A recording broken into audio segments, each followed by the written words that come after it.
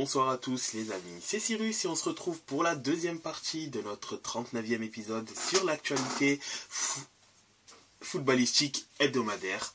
Et aujourd'hui on s'attellera à parler donc de la Ligue 1, Liga, Première Ligue, et faire également un petit prono concernant les matchs européens de cette semaine, notamment nos clubs français qui sont en contingent assez réduit suite à l'élimination de plusieurs équipes en barrage de la Ligue Europa.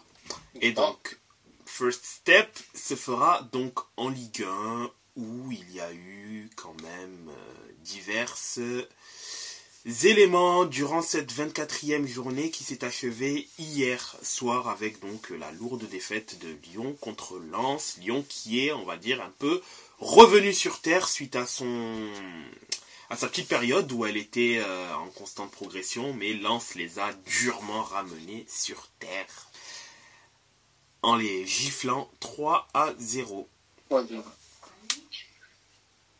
En effet, déjà, au passage, bonsoir, mon cher Cyril. Bonsoir. En effet, c'est vrai, j'ai complètement oublié de vous présenter. Bonsoir, mon ami. Il en oublie les bonnes manières. Ça y est, on commence par la Liga, il en oublie les bonnes manières.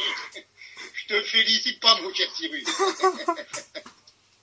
Ça y est, Marseille a gagné, on n'a plus trop, quoi. C'est ça, Marseille gagne, les bonnes manières sont jetées dans le vieux port. Non, je me permettrai pas, quand même.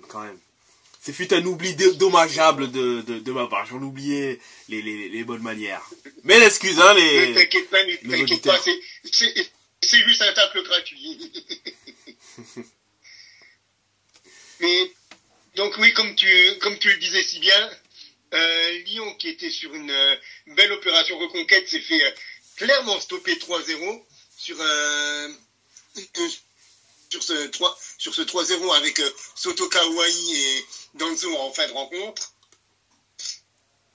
Et en plus, ils ont eu un carton rouge encore en fin de rencontre par l'anglais Maitland Nice. Mais dommage pour Lyon, parce que, comme tu le dis si bien, ils se sont un petit peu refait la cerise ces derniers temps. Et personne. En tant que Metz, ça ne plaît pas. Bon, enfin, je veux dire, en même temps, il n'y a aucune commune mesure entre Lyon et Metz. Ouais, mais les débuts de Lyon avantageaient largement l'équipe du LCMS. En début de saison, maintenant, il y a plus de comparaison à faire. Là, les deux équipes sont un petit peu re-rentrées dans le rang. Voilà, dans le rang qui est le leur. Bon, Metz qui s'est imposé aussi, hein, il faut le dire. Sur la pelouse de Nantes, bon, c'est bien. Désolé, Alex, hein, mais...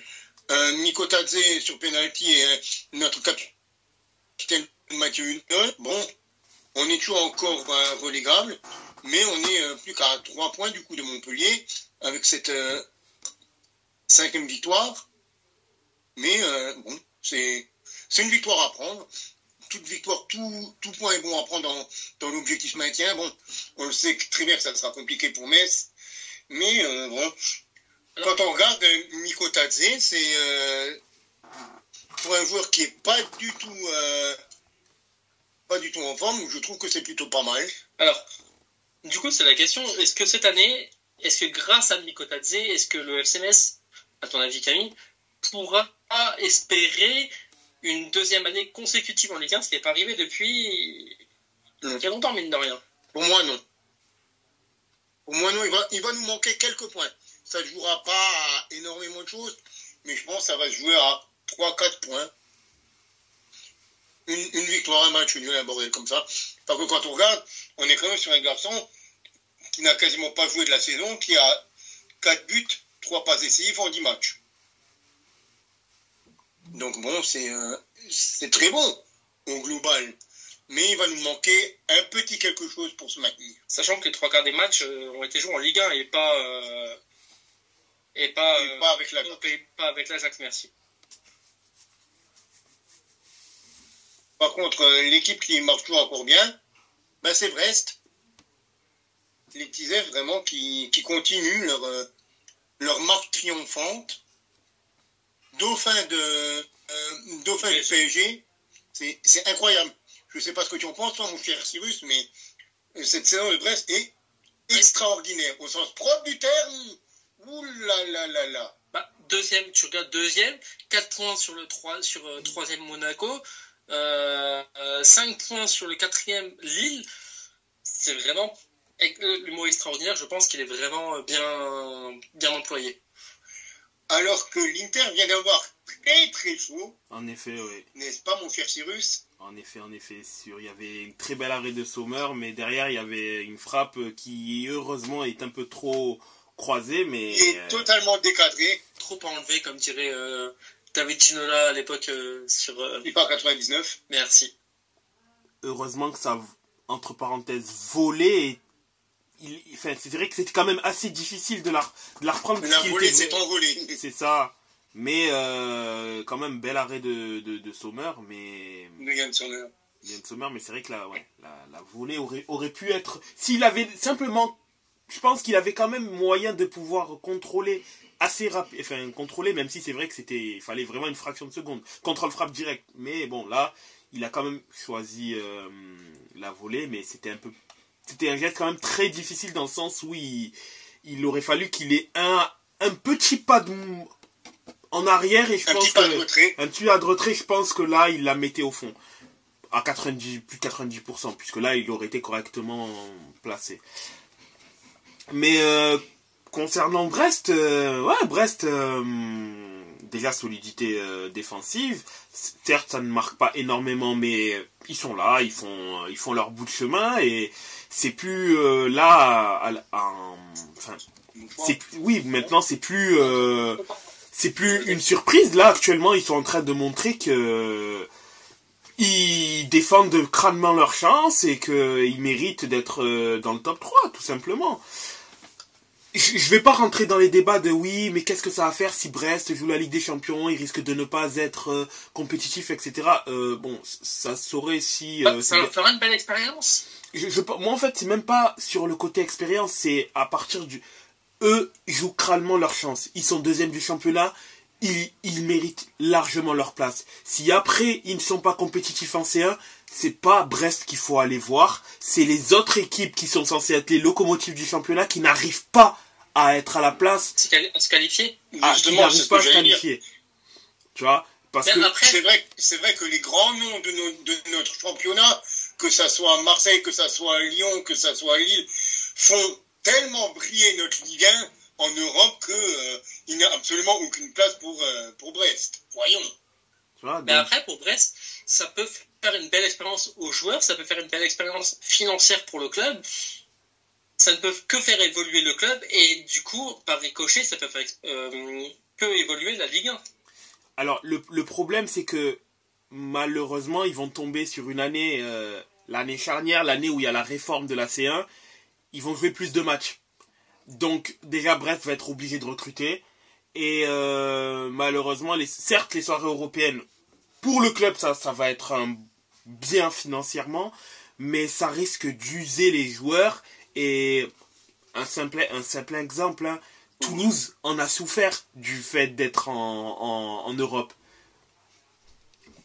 Bien qu'ils ont été bons, attention, certes ils se sont fait éliminer par Benfica, mais en soi, en Europa League, ils ont été bons, mais ça en a pâti du moins sur leur performance en championnat.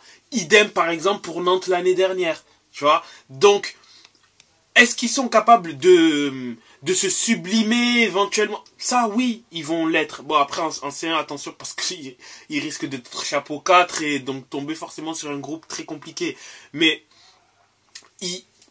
après, il y a ce parfum un peu des soirées européennes qui peut faire que il faut un résultat, tu vois. Mais, par contre, je pense que ça risque de pêcher s'ils recrutent pas, parce que je pense pas qu'ils seront habitués, notamment, j'ai pas regardé encore le calendrier, hein. Je sais qu'il y a plus de matchs, vu comment c'est articulé, mais est-ce qu'ils seront par exemple en septembre, ils seront prêts à jouer éventuellement deux fois, tous les 3 jours, 2 à 3 fois au mois de septembre, 2 fois au mois d'octobre par exemple? Je pense pas. Effectivement, oui, il va falloir qualité et sur le quantité. recrutement. Et malheureusement, ça va peut-être être dur. Donc, bon, faudra voir. Mais en tout cas, ouais, il y a eu un but, oui, c'est ça, exactement. Très très beau d'ailleurs. Très beau but. Mais effectivement, oui, il va falloir que Brest soit très intelligent au niveau du recrutement pour doubler certains postes importants du coup. Et alors, dans tous les cas, ils ne feront pas tâche en Ligue des Champions, hein. On leur souhaite en tout cas. Mais s'ils veulent faire plus qu'une brève apparition, il va falloir qu'ils fassent un bon recrutement. Ouais, c'est ça. Ou que les joueurs, peut-être qu'après, comme tu l'as dit à l'instant, peut-être que les joueurs vont être galvanisés par l'esprit de l'Europe et qu'ils vont dire, bon, on va tout donner. Et peut-être qu'ils pourront sortir quelque chose. C'est ça, moi je pense que ça serait possible. Financièrement parlant, que ce soit au niveau de l'Europe ou que ce soit même l'affluence dans les stades, puisse leur apporter quelque chose, qui puisse apporter quelque chose à leur recrutement estival prochain. Et après, il y a aussi à éventuellement gérer le contre-coup d'une saison ultra réussie où ils finissent top 4. S'ils finissent top 4, c'est que leurs joueurs vont être demandés. Donc forcément, des joueurs vont être sollicités. Peut-être qu'ils vont perdre des joueurs majeurs. Va falloir les remplacer. Avoir aussi une profondeur d'effectifs. Mais si derrière, Brest l'année d'après ne joue pas l'Europe, par exemple, ils auront un effectif très profond. Pas adapté à la situation du club. Honnêtement, je vois beaucoup Pierre Lesmelou en ce moment... En tout cas, dans les médias, il y en a beaucoup qui parlent de lui. Je pense que s'il y en a un qui doit partir, financièrement, ça devrait être lui parce que ce sera l'un des plus demandés. Je ne dis pas que ce sera le seul ou que ce soit le plus demandé, mais ce sera l'un des plus courtisés parmi les clubs européens. Ben, surtout, il est plus tout jeune, Lesmelou, c'est ça aussi le problème. Il est vrai. Donc il va falloir être très intelligent sur comment le laisser partir, sous quelle forme, financièrement, il faudra que lui aussi sera intelligent parce qu'il faudra choisir le bon club. Comme tu as dit Camille à l'instant, il n'est pas tout jeune non plus, donc il doit avoir quoi, une trentaine d'années, quelque chose comme ça. Ouais, 30 ans, il va avoir 31 ans cette année. Voilà, il est à l'époque de son prime. Alors, je crois que je viens de dire 30 ans à l'instant. Oui, c'est ça, il a 30 ans et il va sur ses 31 au mois de mai. Il va falloir c'est l'année de son prime. Avant qu'il décline, il va falloir vraiment qu'il fasse les bons choix et que le club fasse le bon choix également. Puis, il y a surtout, c'est ça, parce que c'est vrai qu'on entend beaucoup les sollicitations par rapport à Lesmelou. Après, il y a deux possibilités, clairement. Il se dit, je suis l'un des acteurs principaux de cette bonne saison, je vais quand même découvrir la Ligue des Champions, et je reste. Ou, il se dit, bon, j'ai aidé l'équipe à faire ça, j'ai la possibilité d'apporter un bon petit chèque au club, et puis voilà. Franchement, moi je pense que c'est vraiment du 50-50, dans le sens où il aura peut-être pas beaucoup de fois les chances de jouer la C1. Donc, à voir. Tout dépendrait, si dans le cas d'un départ, tout dépendrait quel serait son club destinataire. Oh, pour moi il y a penalty. Il n'y a pas pénalty, là, tu as pas été touché. Non, et puis surtout, il tire déjà. Ah oui. Il tire déjà au moment où il est touché par le défenseur, il a déjà tiré. La frappe est partie, il tire à côté, et après il est chopé par le. Ouais, mais c'est un tacle en retard. Dans ce cas, ça devient un tacle en retard. Ben non, oui, tacle en retard, mais le ballon est déjà joué. Le problème, c'est là, que. Il va être à gauche. Je suis d'accord. Cyrus, ne t'inquiète pas, le penalty va être là. Parce que c'est vous. Voilà. Mais, non. Tout à fait d'accord. Je comprends tout à fait ce que tu dis. La frappe est déjà jouée, donc à partir de là, ça ne fait plus action de jeu. Je suis d'accord, mais est-ce que ça te... Mais là, je suis totalement d'accord avec toi sur ça. Le problème est que, est-ce qu'il y a le défenseur, le défenseur tacle, il est en retard, il maîtrise pas son geste. Est-ce que par rapport au fait qu'il a déjà enclenché sa frappe et tiré, ça exonère le défenseur de pouvoir faire cette faute-là? Moi, je pense pas. Tu vois? Non. Et de toute façon, c'est vous. Donc, comme l'a dit Camille à l'instant, c'est vous, ça passera. Non, moi, pour moi, penalty. oui, pour moi, il y a penalty, mais c'est ça la question que je pose. Puisque ça voudrait dire quoi? Il aurait fallu que Barella ne tire pas, et donc on laisse le défenseur faire le tacle en retard C'est pour ça. truc. C'est quand même C'est bizarre. ça. Parce que ça voudrait dire que dans ce cas-là, s'il y a s'il y a une action et il y a une action de jeu, enfin dans la surface, il y a un tir et la personne a tiré, mais derrière je tire le maillot du joueur, j'aurais le droit de faire ça sous prétexte que le joueur est Je suis désolé, un penalty, c'est quand même donner un penalty parce que ça annule une action de jeu. Si l'action de jeu est passée, ça ne l'annihile pas. Oui, mais Donc à partir de là, tout dépend de l'ampleur de la faute aussi. il lui casse pas la jambe là. Je suis désolé. Non, mais Non. ça reste un tacle en retard pour moi. Pour moi, il n'y a pas pénalty. Clairement, si on me demande, il n'y a pas pénalty parce que l'action est passée. S'il avait joué le joueur ou le ballon avant que Barella tire, voilà, il y a pénalty. Mais s'il avait joué le ballon ou Barella avant que Barella tire, pour moi, il y avait pénalty clair. Mais là, pour moi, la frappe était passée, ça passe à côté, bon, il se fait déséquilibrer. Mais pour moi, il n'y a pas pénalty. j'aimerais Si bien. c'est pas l'Inter, il n'y a pas pénalty. Ouais, il a fait penalty. Mais j'aimerais bien, pour le coup, avoir la règle précise à ce niveau-là. Parce que du coup, ça serait... J'espère derrière, c'est pas Lautaro qui tire le penalty, parce qu'il va le rater. Mais... C'est Sanchez. Ah, ouais, ça va, c'est bon. Mais... En plus, c'est bien parce que pour la confiance, je crois, il a même pas marqué en championnat encore. Mais... pour le coup, j'aimerais vraiment savoir... Quelle est la règle précise par rapport à ça? Parce que si on se fie à est-ce qu'il y a faute ou pas faute, la réponse est oui. Si la question c'est est-ce que l'action s'est déroulée avant ou après qu'il y ait eu le tir, donc là c'est après et on se dit dans ce cas-là il n'y a pas pénalty. Et j'aimerais bien du coup là savoir, il a marqué Sanchez, quel est l'angle en fait utilisé pour pouvoir accepter le penalty. Parce que autant dans la VAR il est indiqué que c'était une suspicion de faute. Bah, oui, il y a eu faute clairement, mais Arsenal ils sont en train de détruire Sheffield également. Mais c'est bien, tiens, j'espère que Lautaro il va aussi apprendre à bien tirer les pénaux. Mais 25e minute à Verts 4-0. Ah ouais, Arsenal c'est vraiment compliqué. C'est très dur. Mais vraiment, non, vraiment par contre, je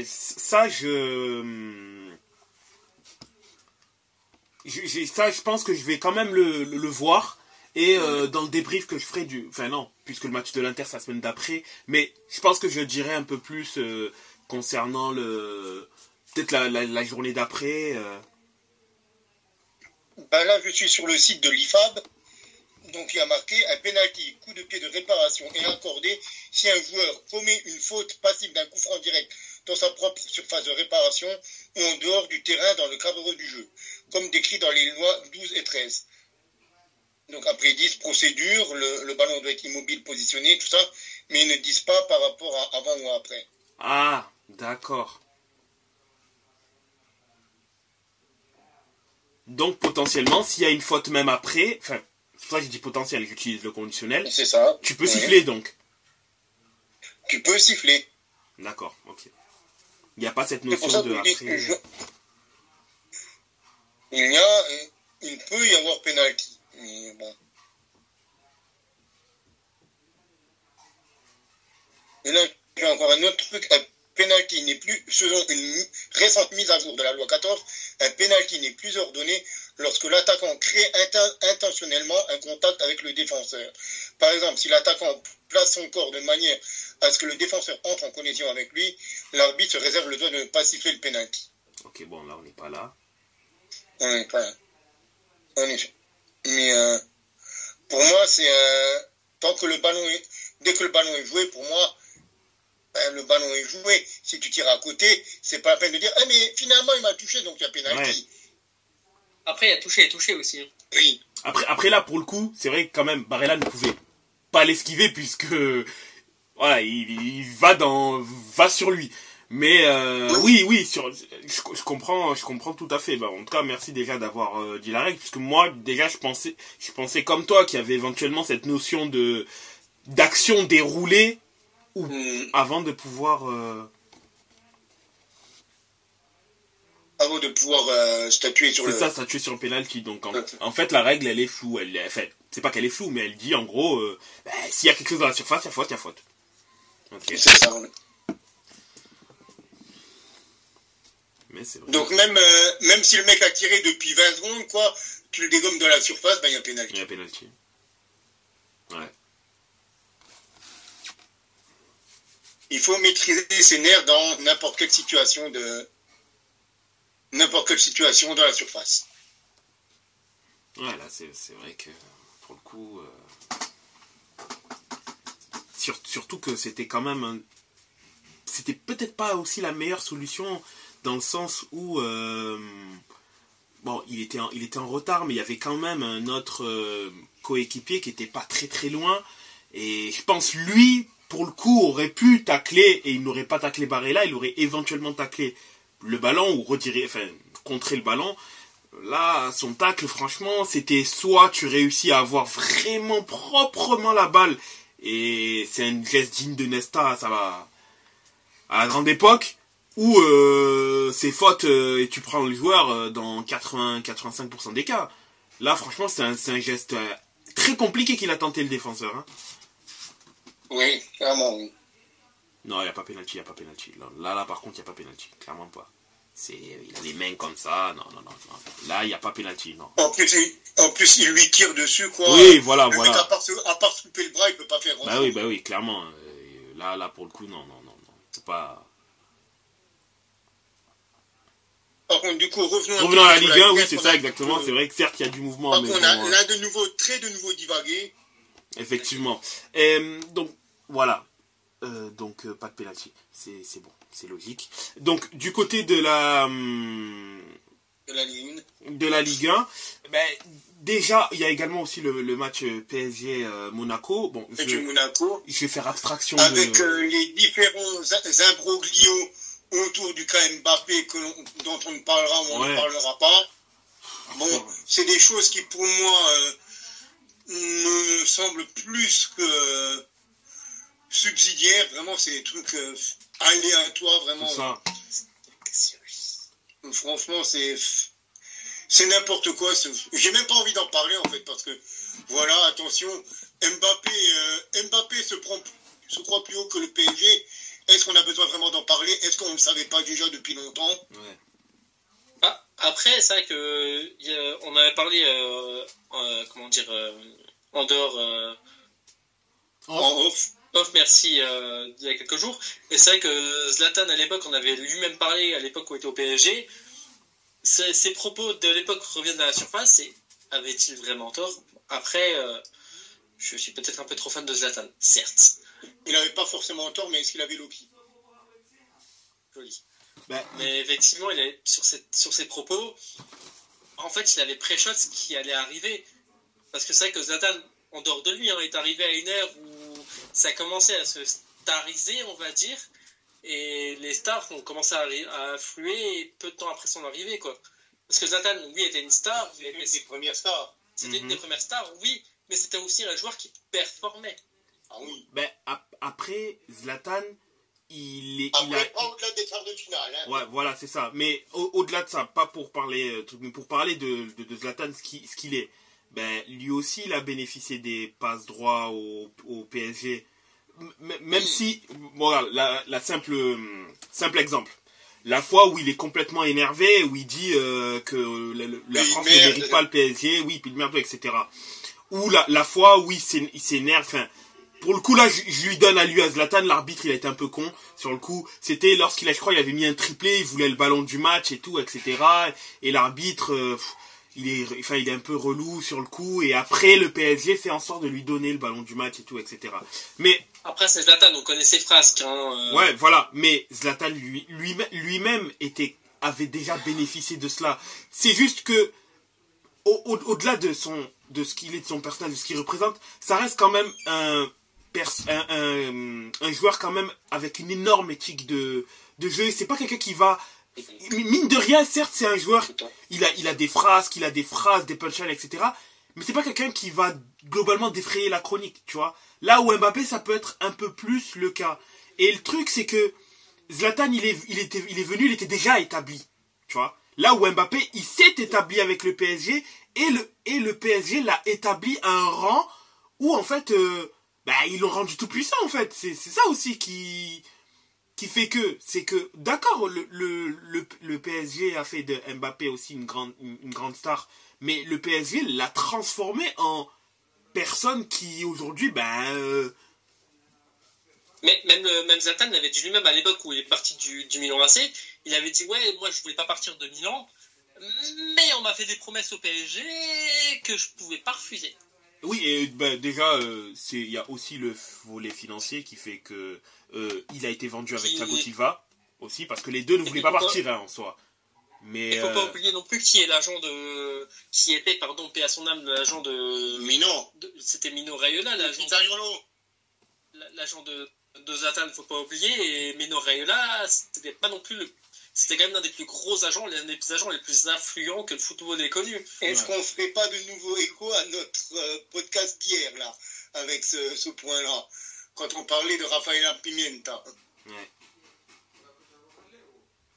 En effet. Et sinon, peux-tu nous parler encore un petit peu de la victoire de Marseille, mon cher Cyrus? Parce que je pense qu'il y a quelque chose à dire sur ce 5-1. Et là, on peut saluer Oui. Déjà, le seul but de Clermont, c'est un ancien Marseillais, Bilal Boutoba, qui, après donc, son aventure marseillaise, est parti à Séville, et après à Séville, ça s'est assez mal passé. Enfin, c'était quand même, sur le principe, un bon joueur. Après, attention, il n'a que 25 ans. Mais du moins, quand tu vois sa trajectoire de carrière, tu te dis... Est-ce que tu t'attendais vraiment à ça? Je suis pas spécialement sûr. Mais bon, après là, il est en Ligue 1. Tant mieux, hein, attention. Mais est-ce que c'était vraiment ce qui était prévu pour lui au vu de ses capacités? Peut-être pas. Mais bon, là, il a marqué contre l'OM. Écoute, tant mieux. Ce qui est bien, c'est qu'Ndiaye reprend également confiance. Hein, c'est le deuxième match où il marque d'affilée. Il avait marqué déjà contre Montpellier sur la large victoire 4-1. Luis Enrique a marqué. D'ailleurs, petit fun fact, John Textor a mis une photo sur Instagram de Luis Enrique lorsqu'il a marqué. Pourquoi? Parce que c'est... ancien de Botafogo. Exactement, c'est lié à ça. Et Mumbagna également a marqué. Il a pas eu beaucoup de temps de jeu, hein, il a joué une dizaine de minutes, mais ça, il s'est illustré, hein, il les a très bien rentabilisés. C'est une de vos recrues, non, le petit C'est ça, exactement, oui. Il est venu dans ce mercato d'hiver là, il a mis son petit but en toute fin de match et sa passe décisive, donc tant mieux pour lui, il prend un peu confiance, c'est très très bien. Ouais, l'équipe reprend confiance sous Gasset. Donc pour l'instant, tant mieux, hein, mine de rien, l'OM poursuit sa remontée au classement. Là, actuellement, elle est qu'à 3 points des places européennes. 4 de l'Europa League. Pourquoi que 4 de l'Europa League? 5e place, puisque c'est la 5e place qui est qualificative pour l'Europa League, qui est actuellement prise par Nice. Nice qui n'en finit plus de dégringoler au classement. Là, qui est sur un 4e match sans victoire. 3e défaite. 5e. Oui, 5e match sans victoire, pardon, parce que j'ai oublié le match de Coupe de France qui avait eu lieu entre temps, c'est pour ça. Mais en Ligue 1. Non, je te parle juste en Ligue 1. En Ligue 1, en effet, c'est 5e match sans défaite et 3 défaites sur les 5 derniers matchs, où il y a une défaite contre Toulouse qui est pour moi complètement méritée. Vraiment, pour le coup, Nice est en panne. Vraiment panne offensivement, bien que c'est vrai que sur ce début de saison-là, Nice ne brillait pas offensivement, mais il y avait quand même cette solidité-là et savait mettre les buts quand il fallait pour pouvoir terminer les matchs. Là, c'est plus compliqué. Toulouse va mieux également en championnat. Mine de rien, elle a, sur ce mois de février, pris Monaco, Lille, Nice. Vraiment pas mal. Toulouse aussi qui se donne un peu d'air frais hein, sur les zones mouvantes un peu que sont les places à 14, 15, 16e. Ils ont pris 3 points qui leur fait passer dans le ventre mou du classement. Mais pour Nice, du coup, ça commence un peu à sentir le roussi. Parce que ils se mettent à portée de tir de Lens, de Marseille. Rennes n'est pas si loin également, même si bon, Rennes a perdu contre Lorient, mais ils ne sont qu'à 5 points. Donc les taux se resserrent pour Nice. Attention à eux. Lille derrière, eux, leur est passé devant en gagnant sur la plus petite démarche, mais a gagné quand même contre Reims par un but de Jonathan David. Non, c'était pas un penalty, mais bien un but dans le jeu de la part de Jonathan David, hein, puisque c'est vrai que... 12e but d'ailleurs pour le Canadien. Hein. C'est ça, 12e but cette saison. Monaco qui a fait donc match nul contre le PSG, je trouve que c'était quand même un triste match nul quand même. Brest. Et le 2-2 entre Montpellier et Strasbourg. C'est ça, le bon 2-2 contre Montpellier et Strasbourg. Brest qui bien sûr a gagné donc contre le Havre sur la plus petite démarche par un but donc de Lesmelou dont on parlait il y a quelques instants. Mine de rien, déjà je trouve que c'est un championnat où il y a bon après le PSG n'a joué que 24 matchs hein, mais quand tu compares à l'Allemagne où il y a également 24 matchs de joués. Le PSG est la Ligue 1 est le seul championnat européen où le premier n'est pas à 60 points ou plus. Déjà. En termes de points, même en Bundesliga, le Bayern est deuxième avec 54, le troisième est à 50 points, le quatrième est à 44 points. En Ligue 1, le deuxième est à 46, enfin il est à 46 points, le troisième à 42. Le deuxième du championnat allemand serait au coude à coude avec le PSG sur le titre. Donc autant oui c'est vrai que Brest fait quand même une excellente saison, mais on peut aussi se poser la question et on se posait déjà la question et on le disait. Il y a quand même des problèmes en termes de compétitivité de la part des grosses cylindriques qui sont censés être les moteurs de cette Ligue 1 là. En termes de points, c'est pas spécialement brillant. Et à voir ce que ça va donner, mais peut-être que malheureusement on risque de le regretter lorsqu'on verra les 4 ou déjà les 6 européens l'année prochaine et surtout de voir les 4 en Ligue des Champions puisque bon le but c'est quand même de faire en sorte que la Ligue 1 puisse performer. Bon, les 3+1 puisque le 4e n'est pas directement qualifié mais joue une phase qualificative. Déjà, est-ce que la Ligue 1 arrivera à avoir 4 équipes en phase de poule? Bonne question. Mais puisque ça, déjà, rien que le fait d'avoir 3 équipes, c'est dur. Donc bon, à voir, on verra bien. Et du coup pour le classement. Donc du coup on va passer sur le classement. Tu veux le faire ou... Oui, je vais faire le classement en effet.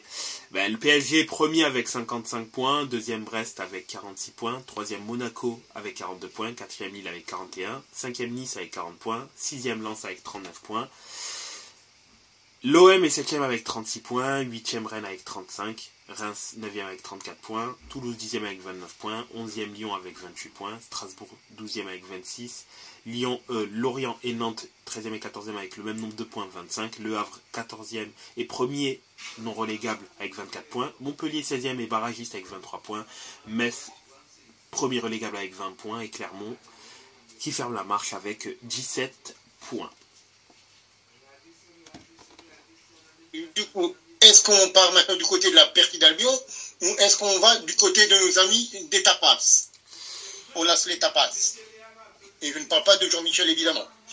Oui, on peut aller moi je pense qu'on peut aller en Espagne où ça a été un peu étrange, mais il s'est passé certaines choses quand même en Espagne, je trouve.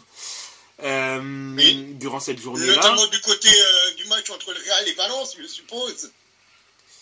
C'est ça, mais je trouve également aussi au niveau de Gérone par rapport au but qu'a encaissé Gérone. Après, ça c'est mon avis hein, concernant je le dirai dans quelques instants. Et également du côté du Barça où par contre le Barça c'est fatigant hein. Oui, et c'est surtout il y a eu fatigué et fatigant, je dirais. Et surtout c'est que le Barça a eu de la malchance par rapport aux blessures. C'est ça, blessure de deux de leurs 3 milieux titulaires. Donc plusieurs semaines d'ailleurs. Notamment Frenkie de Jong pour moi qui est la grosse perte. Bah il y a Pedri quand même. Bon après c'est vrai qu'on a l'habitude que Pedri ne joue plus de saison complète, et qu'il soit pourri par les blessures. Mais du coup Pedri aussi sera out pour plusieurs semaines. Mais ouais c'est vrai que là ça risque d'être peut-être. Il y a penalty, normal. Il y a penalty même, normal. Alors qu'on est en train de revoir, du coup, pendant la mi-temps, les highlights de Napoli-Juve, pour ceux qui se posent des questions s'il y a des bruits qui interfèrent un petit peu. Donc, la grande soirée de la Juventus hier soir. Après, je trouve le penalty assez justifié, hein, mais... Le penalty est très mal frappé, mais comme je l'ai dit sur le podcast d'hier, Raspadori reprend très bien le ballon, le place sous la barre, imparable pour Tech, mais la défense, ils sont à 3 joueurs du Napoli arrivés sur le ballon avant aucun joueur de la Juve. C'est voilà une équipe sans envie, une équipe sans motivation. J'ai pas envie de répéter tout ce que j'ai déjà dit hier, donc voilà. Mais on va tout simplement se replonger sur ce qui s'est passé en série en Liga. Alors on revoit le beau manqué de Dani Rugani à la 92e minute, alors qu'il est tout seul au 6 mètres quand même. C'est voilà la foire remanquée ce match. C'est pareil. Oui, c'est exactement ce que je suis en train de te dire, Jeff. C'est... Donc du coup, on peut parler du Real Madrid où il y a eu de grosses polémiques. Est-ce que tu veux commencer par un autre match peut-être, mon ami Cyrus? Alors, déjà, le match Atlético Bilbao contre Barcelone, on va parler déjà des poursuivants du Real de Madrid. Le FC Barcelone qui avait une bonne occasion de pouvoir déjà passer Gérone, parce que Gérone a perdu du coup, en gagnant l'Athletic Bilbao. J'ai failli faire erreur. L'Athletic Bilbao. Oui, mais ça fait déjà 3 fois que tu le fais. Mais bon, Bilbao qui n'avait pas perdu à domicile depuis quand même un bon bout de temps. Mais du coup, non, ça a été un match nul et vierge. Quand même assez animé. Mais oui, le point noir de ce match-là, c'est surtout pour le Barça qui perd De Jong et Pedri, qui seront déjà out contre déjà, ce qui est problématique, c'est qu'ils vont à 99%, sauf s'ils ils vont prendre une piqûre magique, ils seront out pour le retour contre Naples. Rien n'est dit que du coup ils vont passer contre Naples, parce que là, perdre 2 de leurs milieux titulaires, ils vont devoir bricoler au milieu de terrain. Certes, Naples ne va pas très bien, mais c'est mieux de quand même jouer contre eux avec toute leur force. Donc là, attention, le Barça contre Naples. Attention, parce que là, ça change quand même le rapport de force. Perdre Pedri et De Jong, ça va pas être facile. Parce que autant au match aller, je donnais Barcelone qualifié, autant là, maintenant, avec les énergies, entre guillemets, qui se sont inversées. Mais j'ai quand même du mal à imaginer Naples. Je regarderai sûrement ce match, hein, mais j'ai du mal à imaginer Naples sortir le Barça. J'ai du mal. C'est possible, hein. Dans le football, tout est possible. Tout dépend le niveau auquel sera le duo Kvara-Osimhen. C'est ça aussi. Tout dépend quel sera le niveau. Déjà, le Barça sera très handicapé au milieu de terrain. Qui ils vont mettre dans les 3 au milieu? Il y aura Gundogan, bien sûr. Lopez. Il y aura peut-être, comment il s'appelle, Roméo et Gundogan. Ou il va peut-être mettre Christensen au milieu de terrain, peut-être. Puisqu'il le fait. Faire redescendre un Ferran Torres. sais pas, mais en tout cas... Faire redescendre un Ferran Torres, un Gavi s'il joue. Non, Gavi il est blessé encore.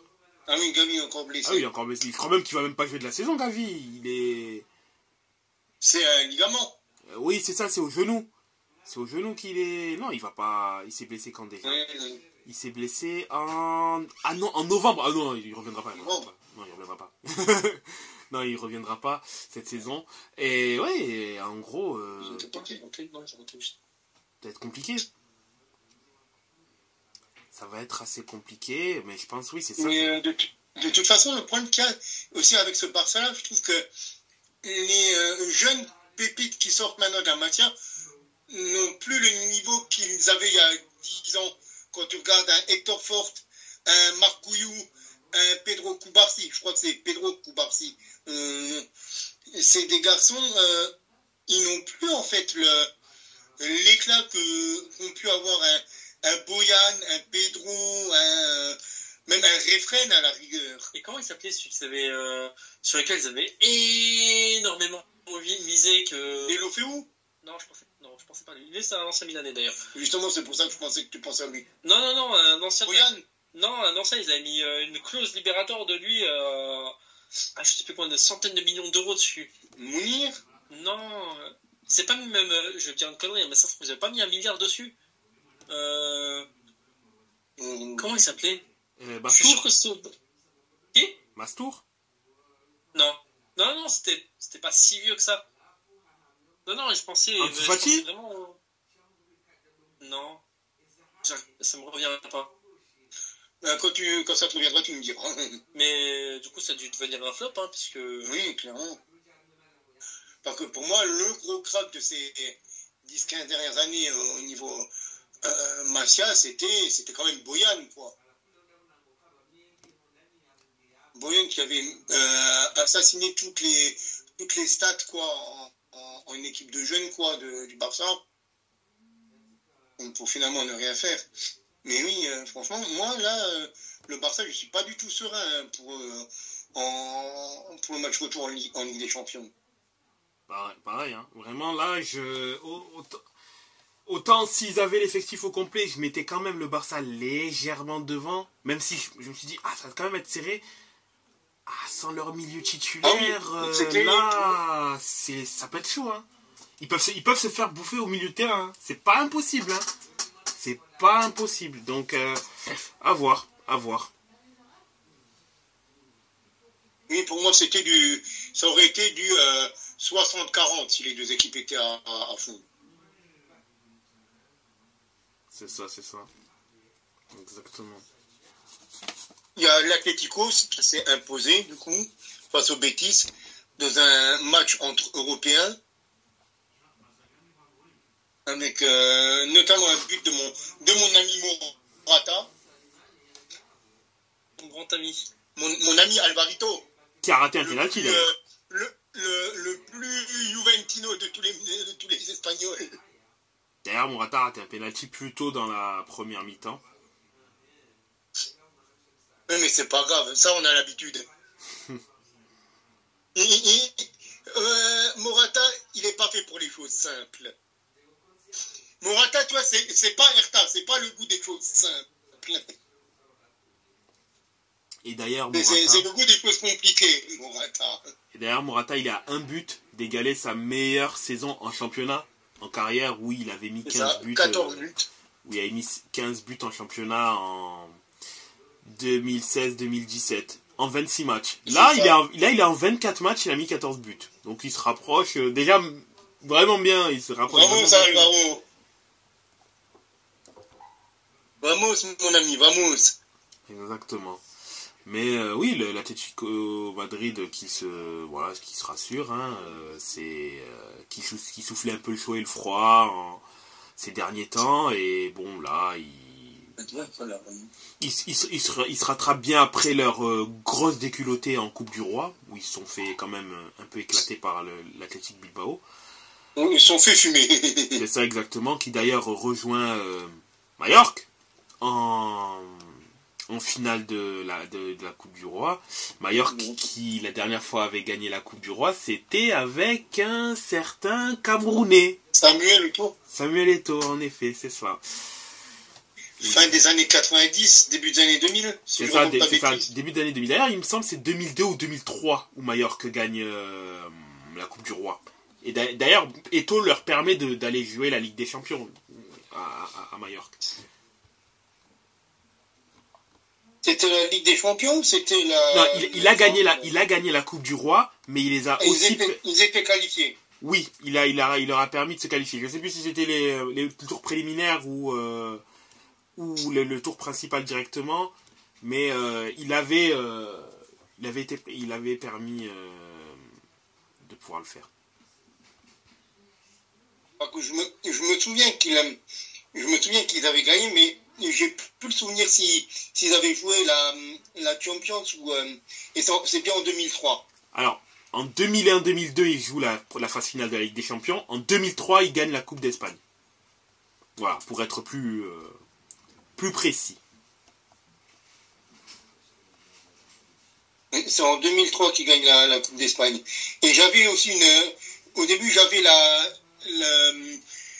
finale de 98 en tête. C'est pour ça que j'avais cette fin des années 90 en tête. J'avais une finale perdue en 98 en tête. Donc les 99. deux sont bloqués dans ma mémoire. Finale de Coupe des Coupes 99, ouais, contre la Lazio. 98. Majorque ? Oui, en Copa del Rey. Ah, tu parlais de la Copa del Rey, parce qu'il y avait une finale de Coupe des Coupes aussi en 99. C'est pour ça que... Oui, non, par contre, on parlait de Coupe d'Espagne. C'est ça, oui. Donc, ouais. Donc c'est pour ça que j'étais resté sur la Coupe d'Espagne. Suisse, c'est un Danois. Pas lui qui était au Barça aussi, qui avait une grosse clause de licenciement. Oui. C'est à lui que je pensais. Mais Brunswick n'était pas du tout un espoir et il ne sortait pas d'Amasia. Autant pour moi. C'est un ancien attaquant passé par Toulouse. Brunswick, Martin. Je pensais à Brunswick, oui. Et il était venu en tant que joker médical, si je ne dis pas de bêtises. C'est ça. C'était le début de la bonne Terrera pour nos amis du Barça. Ouais. Effectivement. Et autrement, qu'est-ce que vous en pensez de l'action du week-end en Liga entre Valence et le Real? Vu qu'on en a déjà débriefé, on en a déjà parlé en off, mais qu'en pensez-vous, monsieur? Comme on l'avait dit en off, si on se fie à la règle, en soi, techniquement, il a le droit de siffler. Dans les faits, c'est un crétin. Encore, j'aurais pardonné l'erreur si ça venait d'un arbitre débutant. Là, tu peux dire, bon, ok, il a peut-être pas géré, ça reste, ouais. C'est un arbitre expérimenté, ça fait plus de 10 ans qu'il est là. Faire une telle erreur à ce niveau-là, c'est quand même assez étonnant et... Parce que, ok, t'as le droit t'as le droit de le faire, comme tu l'as dit. Mais dans les faits, quel arbitre le fait vraiment? Je veux dire, la dernière fois que j'ai vu une erreur comme ça, c'était la CAN, pas la CAN actuelle, mais l'avant-dernière, où tu voyais l'arbitre siffler... à la 85e. Ouais, voilà. Tunisie-Mali. Ouais. C'est méchant, c'est vraiment méchant, hein. C'est pas pour critiquer la CAN. C'est un tacle gratuit, là. Je veux pas critiquer la CAN, hein, loin de là. C'est pas mon genre. Mais je veux dire, là, tu vois vraiment que quand tu vois vraiment la vidéo, parce que j'ai pas vu le match en direct, mais j'ai vu le replay, en tout cas, de l'action, et tu te dis, en plein centre, comme ça, dans ce cas-là, tu siffles avant le corner, tu ne laisses pas le corner. Après le corner, tu laisses juste le corner être tiré, tu vois que le corner n'est pas repris par un joueur du Real. Merci, vestiaire, au revoir. Là, je suis d'accord. Mais en plus de ça, ça a été repris par un joueur adverse, et tu te dis, non, avant qu'il tire, juste avant que la balle rentre dans le but, littéralement. Je veux dire, l'arbitre a sifflé littéralement 3 secondes, peut-être même moins, que la balle rentre dans le but, et tu te dis, non, là, il siffle au moment du centre de Brahim Diaz. Pour moi, il siffle même avant le centre de Brahim Diaz. Pour moi, il siffle quand Brahim Diaz contrôle le ballon. Moi, j'ai l'impression qu'il siffle au moment où le joueur reprend la balle et qu'il la tire. Bah après, de toute façon, qu'il soit dans l'une ou l'autre situation. Enfin, déjà, Diaz était positionné pour pouvoir centrer. Ça, c'est sûr. Il était déjà positionné. Après, est-ce qu'il siffle au moment où il fait la feinte et qu'il tire, ou au moment où il a fini la feinte et qu'il va faire le centre? Mais dans tous les cas, qu'il soit dans l'un ou l'autre situation, c'est débile. Si par contre le centre est raté, voilà, il siffle, ok. Laisse l'action se terminer. C'est Tu ça. vois qu'il y a l'action potentielle, l'action de but, tu laisses l'action te faire. Surtout Enfin, que... comme on l'a dit hier, excuse-moi, je te coupe une seconde, mais comme on l'a dit hier, tu vas dans le sens du jeu. Ouais, c'est ça exactement. Et surtout que les joueurs de Valence, eux, ben ils jouent. C'est qu'après que l'action soit finie, quand ils voient les personnes de... Enfin, ils voient Bellingham, ils sont, bon, sur le coup, ils sont pendant une seconde dégoûtés. Bellingham, il part pour célébrer. Après, ils vont voir... Après, ils vont regarder l'arbitre. Parce que l'arbitre ne fait pas le geste du but. Et c'est là où ils comprennent, en fait, qu'il n'y a pas but. Et moi, je trouve que les joueurs de Valence, ils sont un peu... ils comprennent... Enfin, ils sont entre le... Oui, on est content parce qu'il n'y a pas but. Et le... Mais qu'est-ce qui se passe, là? Pourquoi il n'y a pas but? Pourquoi il n'y a pas but, justement? Parce que eux... Ils sont contents, mais ils comprennent pas pourquoi. C'est ça, et on voit, enfin, quand on voit les images, ils sont plus dans le je comprends pas plutôt que je suis content. Logique, puisque ils sont dans le feu de l'action, etc. Ils se disent, mais putain, mince, on a perdu le match, mais non, en fait, on n'a pas perdu. Et les mecs, ils comprennent pas. Ils comprennent pas, donc voilà. Et c'est là où tu dis, c'est quand même, c'est vrai que c'est quand même embarrassant que ce soit un arbitre expérimenté qui fasse cela. Et bon, après, je sais, j'ai pas encore vu s'il allait avoir des rapports, etc. Même si, évidemment... Ça va bientôt couper. Même si, évidemment, ça ne justifie pas, parce qu'il y a aussi la chaîne Real Madrid TV qui aussi appuie beaucoup sur les erreurs d'arbitrage, etc. Ben, en aucun cas, ça mérite qu'une chaîne le fasse. Là, je pense que l'arbitre, quand même, il doit être sanctionné, parce que c'est quand même une faute assez fat quand même, pour le coup. Ça coûte une vie, ça coûte 2 points au Real de Madrid. Après, je suis aussi d'accord parce qu'il y a quand même une autre action dans le match. Pour moi, il y avait hors-jeu de Vinicius. Je crois que c'est le but de l'égalisation. Si je ne dis pas de bêtises, pour moi, Vinicius est aussi hors-jeu. Je dis pas ça. C'est ce que disent beaucoup de youtubeurs spécialisés sur le Real. Je veux pas faire... Riles qui le dit. Je veux pas faire de mécanisme de compensation en mode oui, il y a ci, il y a ça.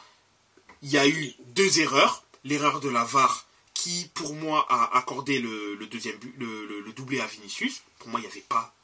Il y avait en tout cas pas, il y avait hors-jeu, donc pas but. Et là, il y a la grossière erreur de l'arbitre qui fait arrêter un match alors qu'il n'aurait, sur l'instant T, il n'aurait pas dû. Je sais pas. Il y a un moment où il y a un débat qu'il faudra, pas forcément nous, mais un débat qui faudra se faire, c'est quid des sanctions de l'arbitrage, en fait. Il y a un moment où, oui, il y a beaucoup de supporters, qui soient de n'importe quelle équipe d'ailleurs, où il y a des fautes d'arbitrage, que ce soit en Liga, en Serie A, on sait que c'est récurrent, mais dans d'autres championnats, il faudrait se dire, mais à quel moment les plaintes des tifosi, etc., ou même des équipes en question, des équipes pénalisées ou pas, aura un poids, en fait. Parce que tout comme un joueur qui... Après, c'est vrai que oui, il y a des notations, attention, il y a bien des notations au niveau des arbitres, de ce qu'ils font, etc., et qu'en fonction de... Ouais, mais quand tu vois que l'arbitrage de Milan, enfin l'arbitre, pardon, de Milan Lazio a été très décrié, qui lui sera suspendu en Serie A, mais qui va arbitrer un mec de Ligue des Champions. Alors, je comprends, comme je l'avais dit en off, c'est illogique, mais d'un autre côté, je peux aussi comprendre.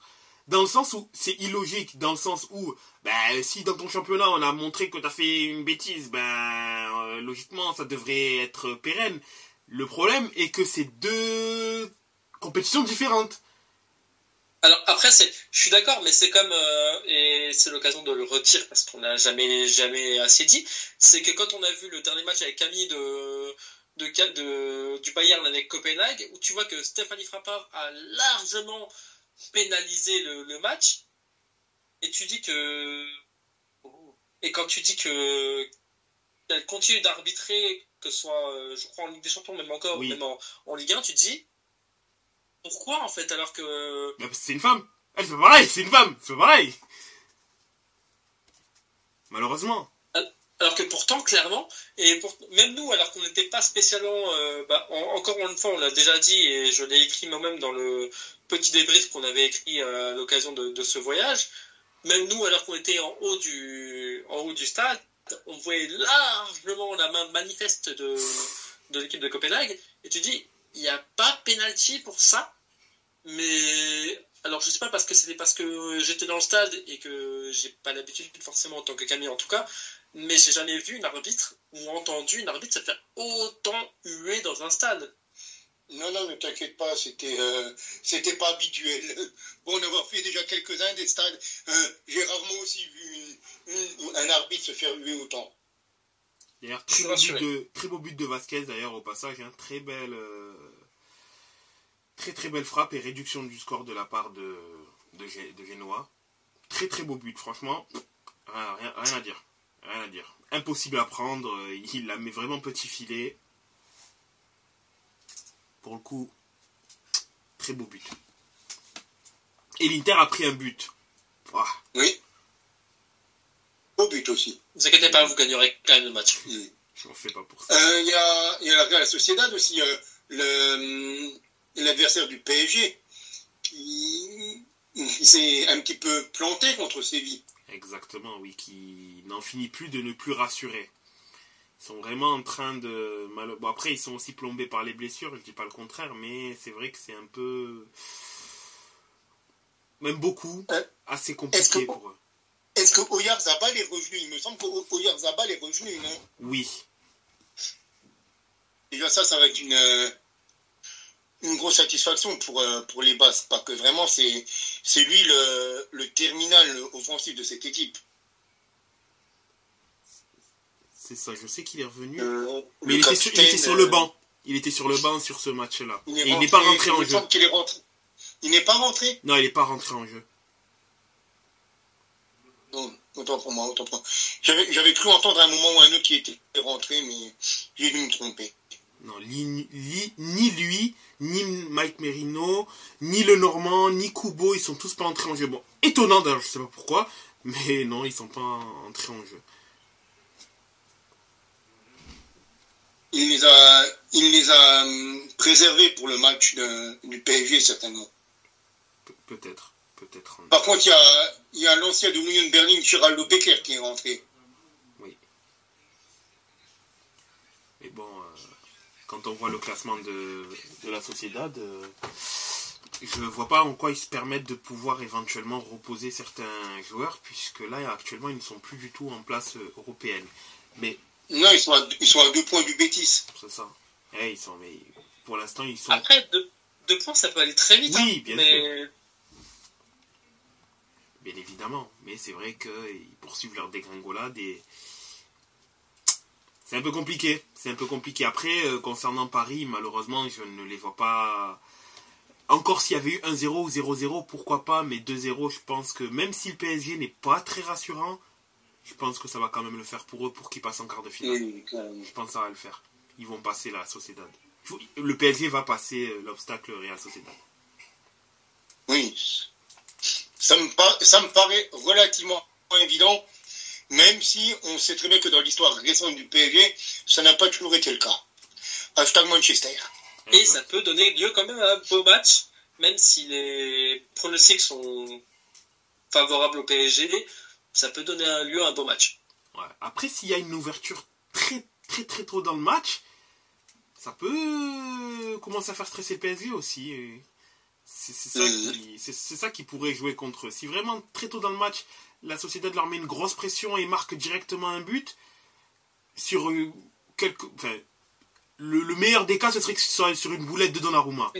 Mais, ou de la défense. Parce que là, ils pourront directement, très facilement vaciller la défense du PSG. Mais ouais, une ouverture très tôt dans le match, ça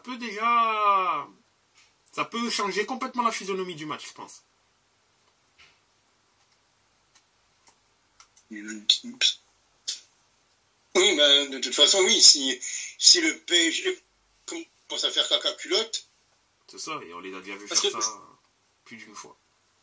Je veux pas continuer de tirer sur l'ambulance, même si je suis pas sûr que l'expression soit bien employée cette fois-ci.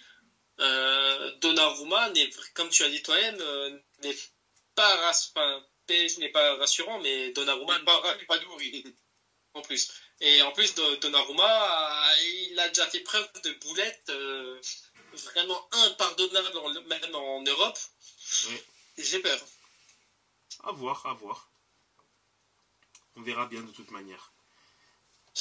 Il y a Villarreal aussi qui s'est offert un beau carton cette semaine. C'est ça contre Grenade. Exactement. Donc un doublé du meilleur ami de Haaland, Alexander Sørloth. Triplé. Oui. T'as dit doublé. Triplé de Sørloth. Pardon. Triplé, oui, c'est ce que je dis. Ah, j'ai cru que t'avais dit doublé. Non, triplé.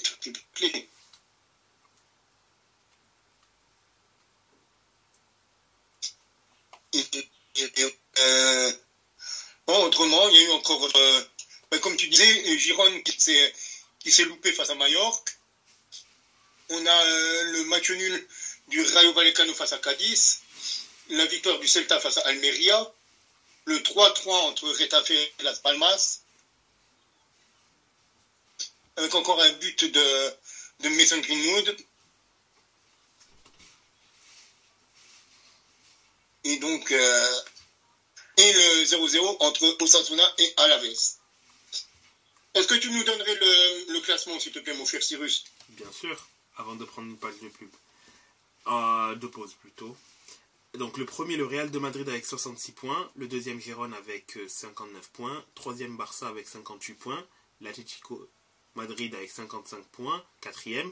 L'Athletic Bilbao, cinquième avec 50 points. Le Betis, un peu distancé, sixième avec 42 points.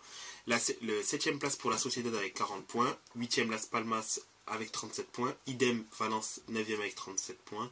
10e, Retafe avec 35 points. 11e, Osasuna qui joue en ce moment 11e avec 34 points. 12e, Villarreal avec 32 points. Alaves, 13e avec 30 points. Séville et Majorque, 14e et 15e avec 27 points. Le Rayo Vallecano, 16e avec 26 points. Celta Vigo, premier non relégable avec 24 points. Cadiz, premier relégable avec 19 points. Grenade, 19e avec 14 points. Et Almeria, qui semble plus que jamais condamné, 20e avec 9 points. Et donc on revient très vite pour parler donc du championnat d'Angleterre et faire quelques petits pronos concernant les 8e de finale retour de la Ligue des Champions. Et nous revoici pour la deuxième partie de notre podcast. Et cette fois-ci, on parlera donc de la Première Ligue avant de faire nos petits pronos pour les matchs européens de cette semaine. Donc en Première Ligue, il y a déjà actuellement Arsenal qui est en train de jouer. Bon, ça se passe, comment vous dire que ça se passe extrêmement bien pour eux. Ils sont en train d'exploser Sheffield. D'ailleurs, ils viennent de marquer le 6e but Arsenal. Ils sont en train de gagner 6-0. But de Ben. Là, il y a actuellement un but de Ben White. Odegaard, Martinelli, Havertz, Rice ont marqué la Ben White également. Tout va bien pour Arsenal. Sheffield n'est absolument pas au niveau. Bon, après, Sheffield est dernier du classement aussi. Ça n'aide pas. Mais Arsenal solide 3e. Et donc, sans surprise, donc consolidera sa 3e place en étant toujours à 2 points de Liverpool et City. D'ailleurs, le prochain match en Première Ligue, ce sera Liverpool-Manchester City. Suspense. Exactement. Tottenham s'est rassuré en gagnant 3-1 contre Palace sur une remontée, je dirais, express, puisque là, tout s'est fait en 10 minutes. Werner, Romero ont permis de pouvoir direct faire switcher le match. Et Son... Étonnamment, Werner arrive à marquer des buts dans des stades avec des ambiances. Exactement. J'avoue, le tacle était gratuit. Très, en effet. Mais voilà, Tottenham s'est rassuré. Liverpool a gagné sur la plus petite des marges à la toute fin de match par Darwin Nunez, qui est d'ailleurs rentré en jeu. C'est plus Darlouz, du coup. Ça, d'ailleurs, il est entré en jeu parce qu'il revenait de blessure, hein, mais il signe son retour dans la meilleure des manières. 3 points qui valent de l'or puisque derrière City a fait un très bon résultat aussi. Newcastle également s'est rassuré en gagnant 3-0 contre les Wolves. Hein. Newcastle où c'était un peu compliqué, notamment la dernière défaite très dure contre Arsenal, son nul contre Bournemouth. Là elle se rassure en gagnant 3-0 contre les Wolves. Fulham qui atomise Brighton, hein, après avoir pris le scalp de Manchester United, c'est Brighton cette fois-ci, une victoire claire, nette et précise, 3-0. Hein. Et se rapproche tout doucement d'ailleurs de son adversaire du jour, hein. Il n'est qu'à 4 points de celui-ci. Oui, en effet, il se rapproche dangereusement. Alors que Google est en train de nous troller vraiment d'une force puissante, parce que je voulais arriver sur le résultat de Brentford-Chelsea et j'arrive sur le résumé de Manchester et du Derby of Manchester. Donc j'ai les scores de Brentford-Chelsea, mais avec les images du Derby of Manchester. Donc j'ai envie de dire merci Google encore une fois. Exactement. Pas contre toi, Bill Gates ou... Voilà, mais là, je regarde, c'est bizarre, je voulais parler de Brentford-Chelsea et j'ai les têtes de Marcus Rashford et de Phil Foden. Comment ça se fait? Je ne pense que ni l'un ni l'autre ne joue ni à Brentford ni à Chelsea. Sachant qu'il y a quand même 2 Français ou francophones, en tout cas, qui sont illustrés dans cette rencontre, avec Johan Wissa et Axel Disasi, qui ont chacun marqué un but, l'un pour Brentford, l'autre pour Chelsea. Les Bills de Brentford face aux Blues, c'est toujours encore compliqué pour les Blues de Nkunku. Alors la question est, est-ce que Nkunku aurait vraiment fait le bon choix de partir en PL? Parce que honnêtement, c'est un joueur qui est en plus international français et que j'ai eu l'honneur de voir jouer, parce que je l'ai vu avec toi. Yeah. Mais est-ce qu'il a vraiment eu le bon flair? Et je parle pas de Rick, de partir là-bas. Je pense qu'il avait raison de partir en PL, mais est-ce qu'il avait raison de partir dans ce Chelsea-là? Non. C'est ça. Honnêtement, j'ai envie de te dire que c'est un parallèle que je fais beaucoup, mais partir à Chelsea, c'est un peu comme partir au PSG. Tu sais que tu t'enterres parce que si tu ne fais pas partie du 11 de départ, t'es sûr de pas jouer. Ouais, enfin, au PSG, tu gagnes au moins la Ligue 1, quoi. Et après... à Chelsea, tu joues t'es 10e, quoi, du championnat. Oui, je suis d'accord, mais c'est pareil, dans le sens où, à part le titre, si t'es pas dans le 11, tu ne joues pas. Il n'y a pas vraiment d'équipe il y a très peu d'équipes de rotation, que ce soit à Chelsea ou à Paris. Et tu sais que l'équipe de rotation, voilà, quoi, elle n'est pas aussi mise en avant que les premières. Après, malheureusement... À juste titre, parfois, hein, au PSG, je dis pas le contraire. Malheureusement, pour Nkunku, c'est pas son niveau de jeu le problème, c'est qu'il se blesse énormément. Il est miné. Là, il est... déjà, à Leipzig, sa fin de saison, il est sorti blessé. Je crois qu'il a eu une longue blessure. Là, cette saison, c'est pareil. Il s'est blessé. Il s'est blessé. Avant le mondial. C'est ça, exactement. Là, il est pourri un peu par les blessures cette saison. C'est vraiment les blessures là qui le freinent. C'est pas tant son niveau de jeu, parce que lorsqu'il arrive à être sur le terrain, on commence à entrevoir ce qu'il peut éventuellement amener sur le terrain. Mais malheureusement, il se blesse trop, et le problème, c'est que c'est... Malheureusement... après Chelsea, je pense, ne jouera pas l'Europe cette année, mais ils commencent à comprendre à jouer ensemble. On commence à voir les esquisses de ce que peut donner cette équipe avec plus de bouteilles éventuellement dans le futur. Et malheureusement, t'as un Cole Palmer qui fait mine de rien, même si attention, c'est pas les mêmes références qu'Nkunku, mais il fait quand même une saison plus qu'acceptable. Il fait quand même une bonne saison. Le jeune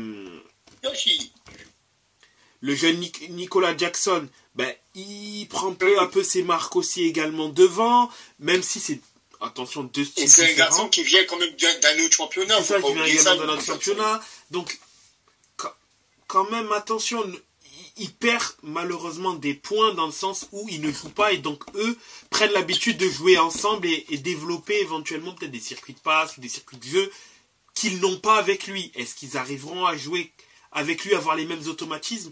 Ça, on ne sait pas. Parce que l'échantillon de match a encore été trop faible avec lui. Mais c'est... J'irai pas jusqu'à dire qu'il n'aurait pas dû aller à Chelsea. Au final, c'est quand même sur le papier une très belle opportunité, le fait d'être un joueur majeur d'une équipe, notamment jeune, et dont il peut être un élément fondamental. Mais là, pour l'instant, son aventure, elle est gâchée par les blessures et il faut voir ce que ça va donner. Mais si je pense qu'il fait encore une saison pourrie par les blessures, là, malheureusement, je pense que ça peut sonner éventuellement la fin de son aventure à Chelsea. Pas par rapport à son niveau de jeu, mais bon, voilà. T'es talentueux, d'accord, mais tu te blesses trop et ils peuvent pas, ils diront qu'ils ne pourront pas compter sur lui. De toute façon, pour moi, j'ai peur que le train pour l'Euro 2024 soit déjà passé. Oui, ça oui. Alors c'est un joueur que j'adore vraiment. Par contre, il y a d'autres équipes pour qui le train n'est pas passé encore. C'est West Ham. Il s'est bien imposé sur la pelouse d'Everton 3-1, oui, avec notamment un but de l'ami des Shaker Zuma. Et la belle performance aussi d'Aston Villa, qui s'est imposé sur la pelouse du petit poussé Luton Town, avec encore un doublé d'Ollie Watkins, qui est vraiment infernal cette saison. Deuxième meilleur buteur du championnat, Ollie Watkins, avec 16 buts. La saison. Mais vraiment, encore une grosse saison, encore un gros match pour lui. Franchement, je suis curieux de voir ce joueur-là avec l'équipe d'Angleterre à l'Euro. Mais curieux de voir déjà comment l'équipe d'Angleterre va évoluer tout court durant l'Euro. Parce qu'il n'y a pas que lui, personnellement, oui, je souhaite voir. Il y a lui, j'ai envie de voir comment Foden sera, Bellingham aussi également. Enfin, oui, mais justement, je parlais de lui pour ne pas parler des noms connus, comme Kane, comme Bellingham, comme tu dis, Foden, comme même Declan Rice à la rigueur.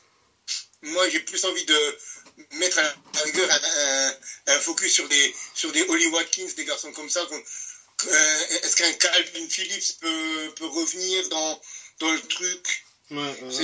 C'est plus ce genre de garçon-là que j'ai envie de regarder, de me dire, et si, en fait. Parce qu'on sait très bien, Bukayo Saka, il sera, oui, Harry Kane, il sera, comme tu as dit, Foden, il sera, peut-être un Mason Mount, regardez s'il y sera. Faudra voir effectivement pour Mount, par rapport à Grealish aussi également. Non, c'est Bellingham aussi, enfin, il y a...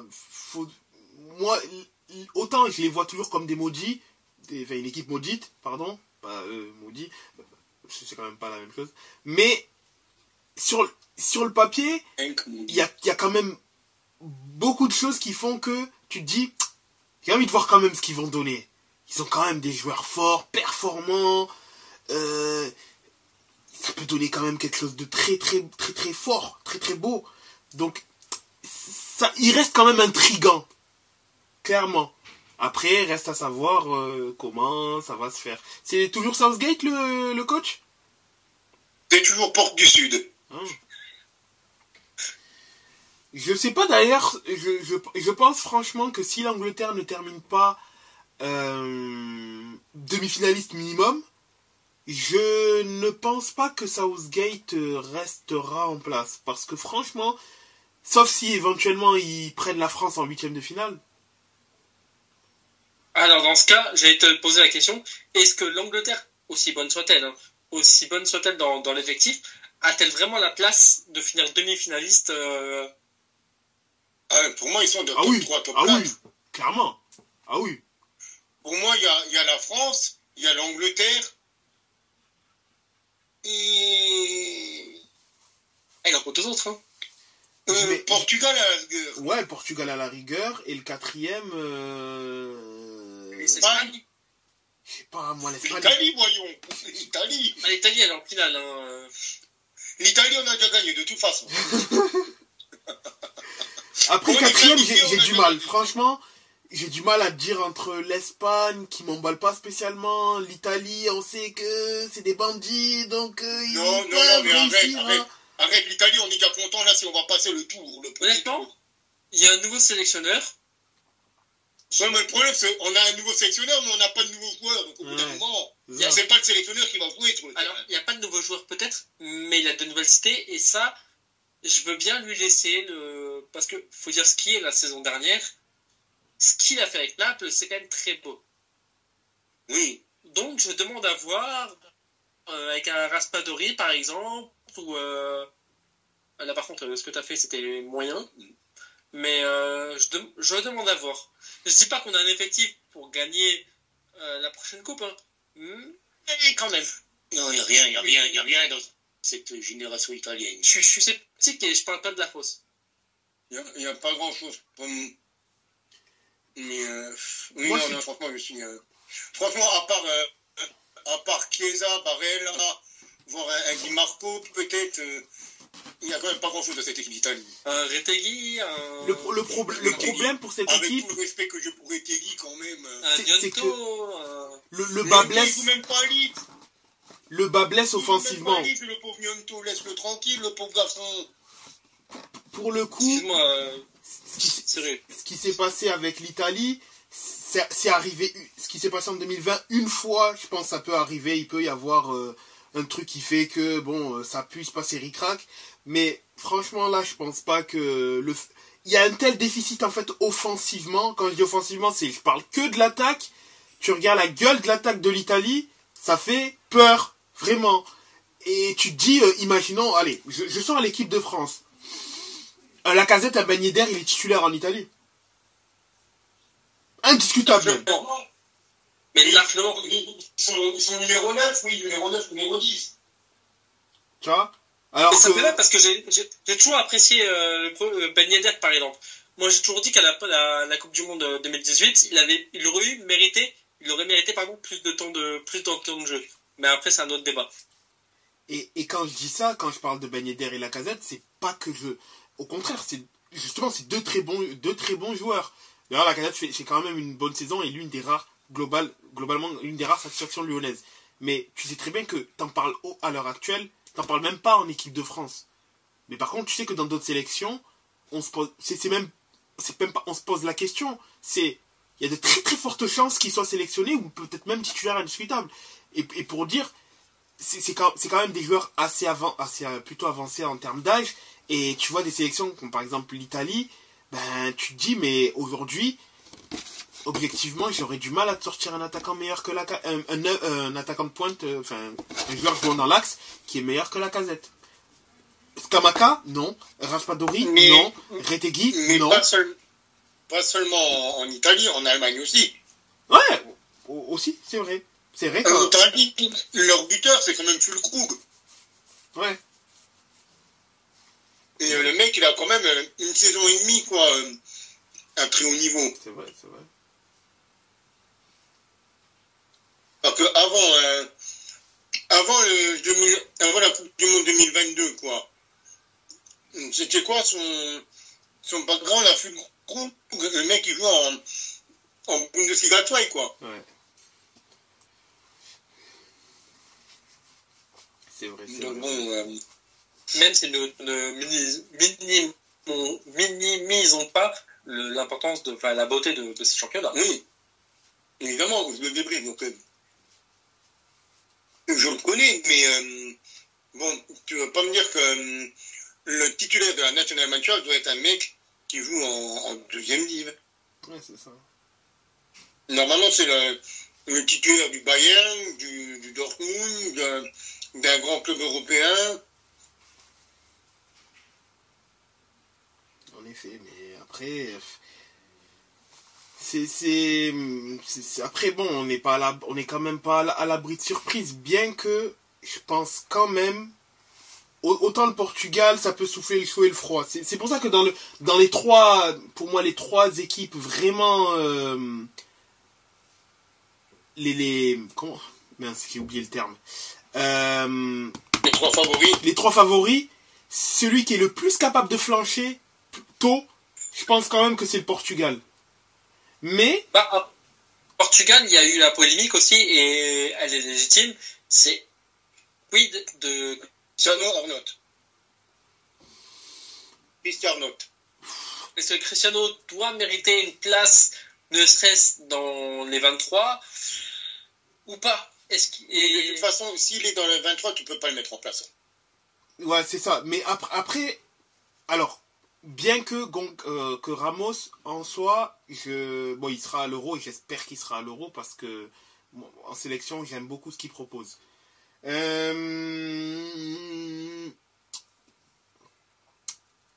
À part Ramos, je vois difficilement qui d'autre à prendre en tant qu'attaquant. Mine de rien, après oui, d'accord, ok. Je suis d'accord avec le fait qu'à un moment donné, il va falloir tourner la page Cristiano.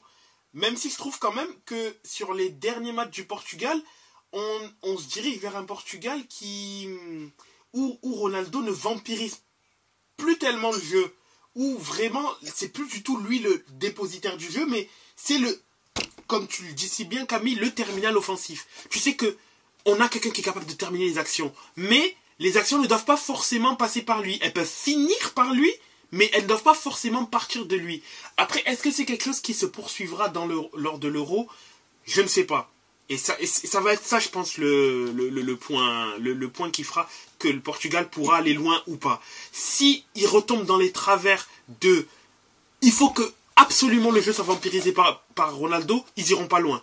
Ils se feront avoir. Si par contre, ils arrivent à faire comme ils le font sur les derniers matchs, de faire en sorte que le jeu il ne soit plus le dépositaire du jeu, mais soit éventuellement un Bernardo Silva ou un Bruno Fernandes, qui soient eux les éléments principaux et que lui soit le point final pour pouvoir être le tueur, je pense que là ils seront très très très dangereux. Vraiment dangereux. Ouais, pour moi, écoute. Mais je vois quand même pas la France partir tôt, ni l'Angleterre, hormis s'ils s'affrontent éventuellement. Parce que j'ai quand même assez confiance sur le fait qu'ils ont retenu la leçon, la France, du dernier Euro, et ils vont pas se tromper une deuxième fois à ce niveau-là. L'Espagne dans le dernier carré, à la limite?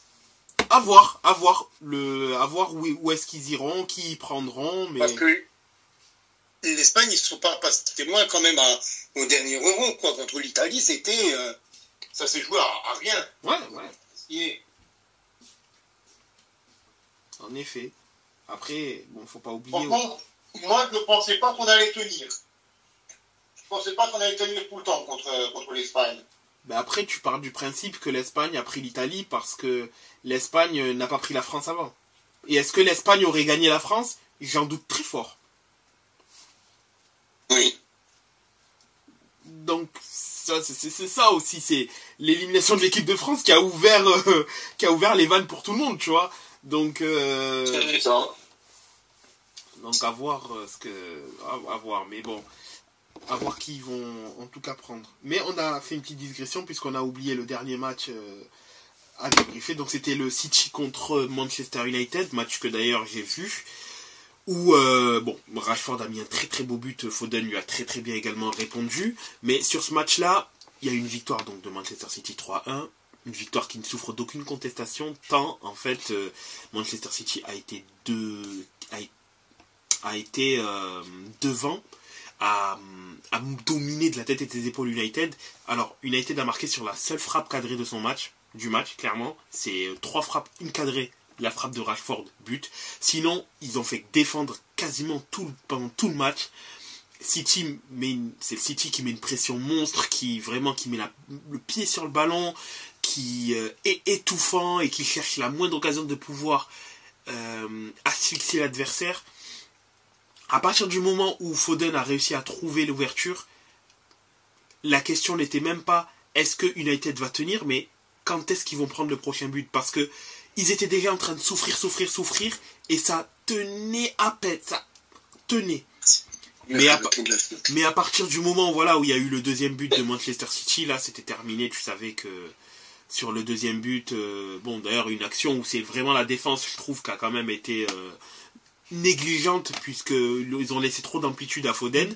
D'ailleurs, je trouve Foden, quand il a marqué ce deuxième but là, ça me rappelle un peu son action en finale de Coupe d'Europe, où Onana du coup fait l'arrêt parce qu'il fait une frappe un peu trop écrasée, et là par contre il la croise bien, et Onana il la touche, mais malheureusement ne peut pas l'arrêter. Puis le but d'Haaland, c'est anecdotique, tant c'est du grand n'importe quoi, je trouve. Et je mettrai pas la faute sur Amrabat, parce que la passe qu'on lui fait dans l'axe, franchement, c'est assez suicidaire ce qu'on lui... C'est une saucisse. Franchement, quoi, il joue dos au jeu, il voit même pas qui y a, il contrôle la balle, mais c'est sûr qu'il allait avoir un pressing sur lui et qu'il allait rapidement perdre la balle.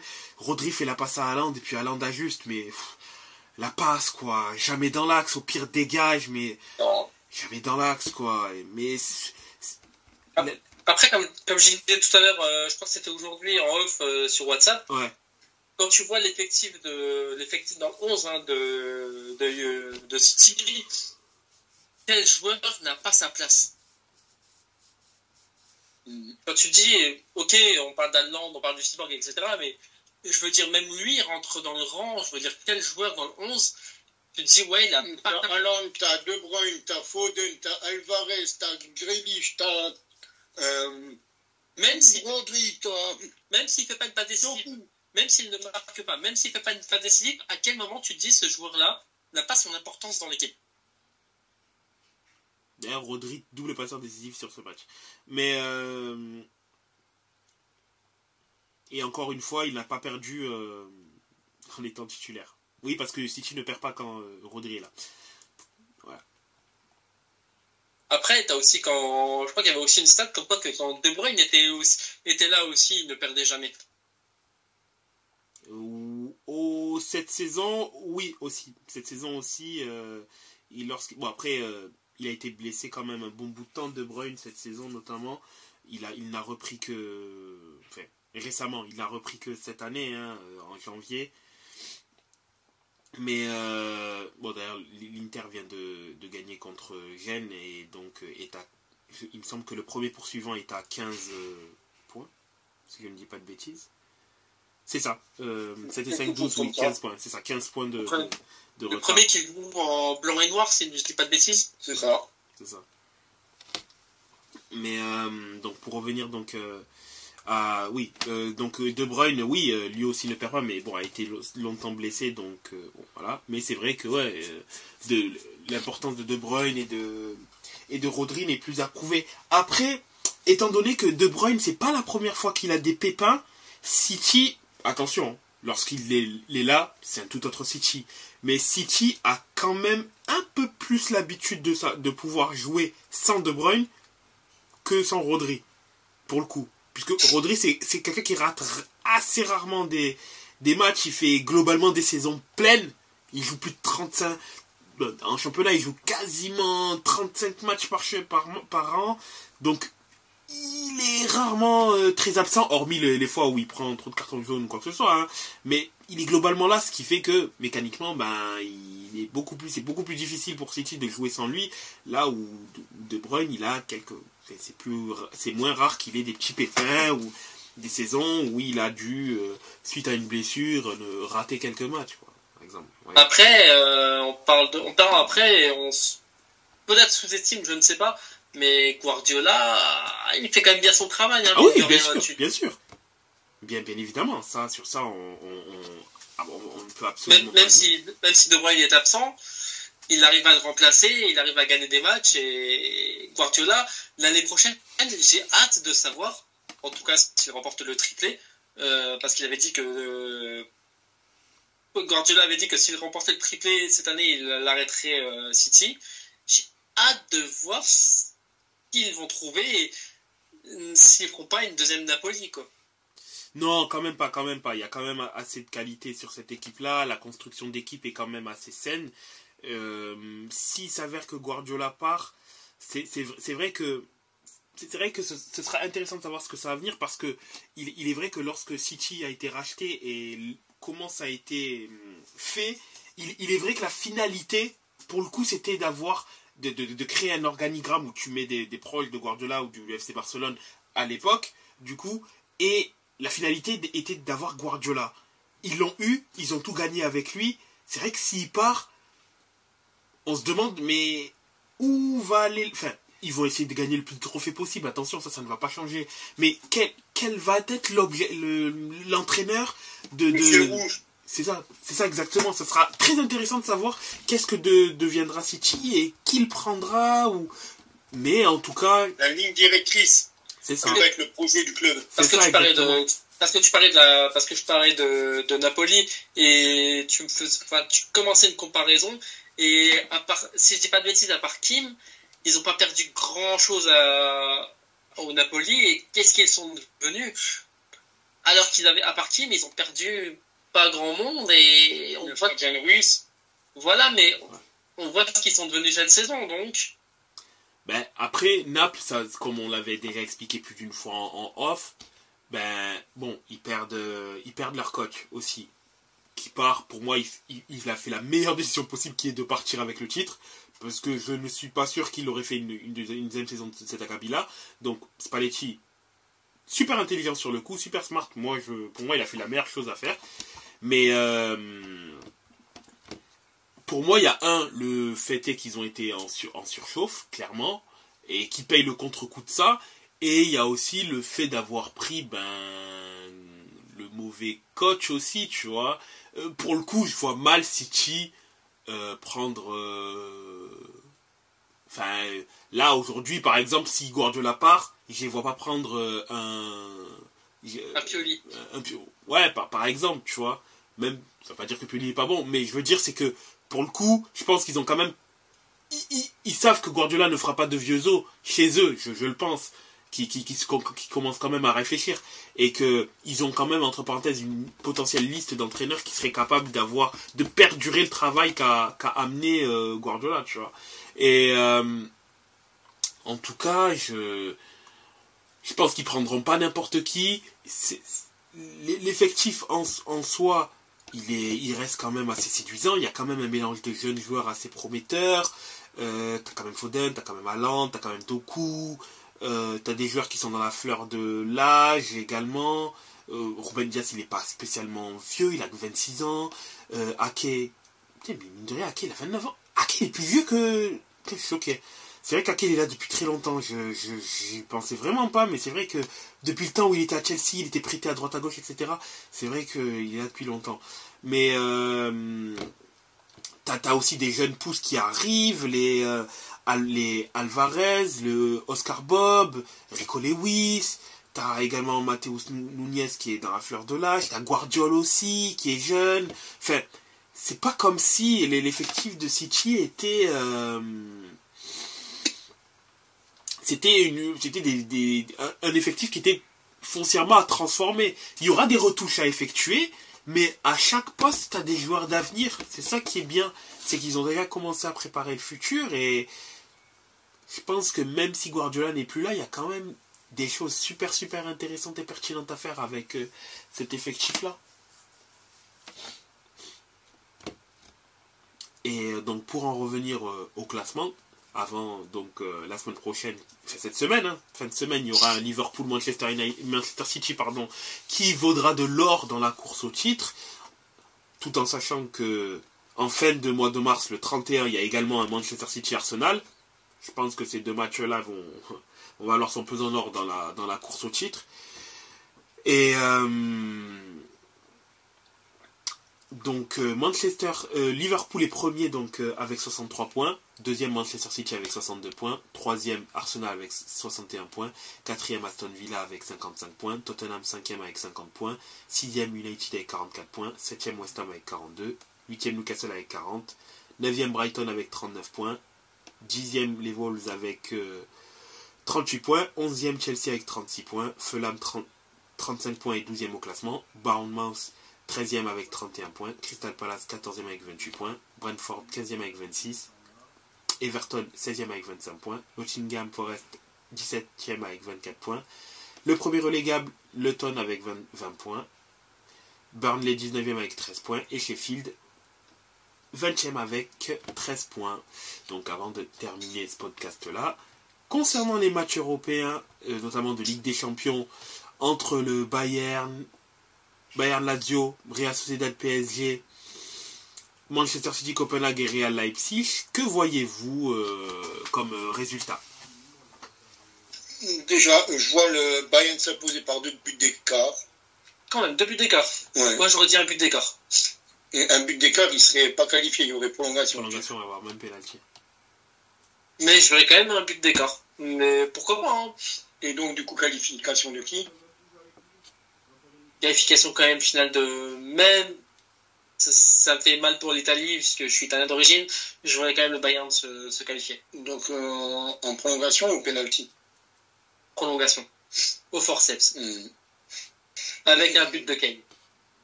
Et Real Sociedad PSG, je vois le PSG continuer sur sa bonne lancée. Hein. Pareil. Là-dessus, je vois aussi le PSG gagnant. Le match de City et du Real? Real et City. Je pense qu'il n'y a pas vraiment de... C'est vrai. Pas vraiment d'enjeu, en fait, parce qu'on sait que les deux équipes sont largement au-dessus de leurs adversaires. Même si Leipzig est une bonne équipe, pour les suivre régulièrement en Bundesliga. Bien sûr. Ils sont bons, mais... Ce week-end encore, si je ne me dis pas de bêtises. Oui, mais bon, là, c'est le Real Madrid en face, c'est leur compétition. Donc, tu peux pas dire qu'ils vont gagner contre le Real. J'aimerais bien dire que on peut avoir un truc comme l'avait fait Wolfsburg il y a une dizaine d'années ou ce genre de choses, mais c'est difficilement. Voilà, c'est difficilement envisageable. Et puis City s'est imposé déjà par 2 buts d'écart à Copenhague. Là, ils vont jouer à Manchester. Bon, il faut au bout d'un moment mettre l'église au milieu du village et voir qu'ils vont faire ce qu'il y a à faire. Bien sûr. Après, en ce qui concerne les matchs de jeudi, Marseille-Villarreal, j'ai un peu du mal à le situer. Je n'arrive pas à dire en fait qui est favori entre Marseille et Villarreal. Là, je vais peut-être te laisser la parole parce que j'ai tout simplement rien à dire sur ce match-là. Je ne sais pas, je n'arrive pas. Je n'ai aucun avis, tout simplement. Je n'ai tout simplement aucun avis entre Villarreal et Marseille pour la qualif. Entre Marseille et Villarreal, je dirais... Enfin, le match d'ailleurs est en soi, le match est à domicile. Ce qui peut jouer en faveur de l'OM.